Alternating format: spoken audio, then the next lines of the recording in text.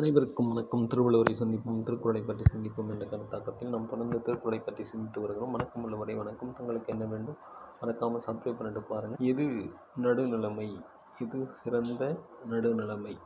சொற்கோட்டம் இல்லது செப்பம் சிறுதலையால் உள்கோட்டம் இன்மை பெறின். சொற்கோட்டம் இல்லது சிறுதலையால் உள்கோட்டம் இன்மை பெறின். உள்ளத்தில் கோணலில்லாமல் நேர்மையும் நெஞ்சுறுதியும் ஒருவருக்கு இருந்தால் அவரது சொல்லில் நீதியும் நியாயமும் இருக்கும். அதுவே ஒரு சிறந்த நடுநிலைமையாக இருக்கும்.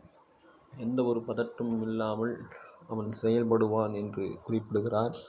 அதாவது உண்மை உறுதியாக அவன் நெஞ்சில் இருந்தால் அவன் நடுநிலைமையானவன், சிறந்த நடுநிலைமையானவன் என்று கூறுகிறார். எனவே மீண்டும் சந்திப்போம், நல்லவற்றை சிந்திப்போம். பிடித்திருந்தால் சப்ஸ்கிரைப் பண்ணுங்கள், லைக் பண்ணுங்கள், ஷேர் பண்ணுங்கள். மறக்காமல் சப்ஸ்கிரைப் பண்ணிட்டு பாருங்கள். நன்றி, வணக்கம்.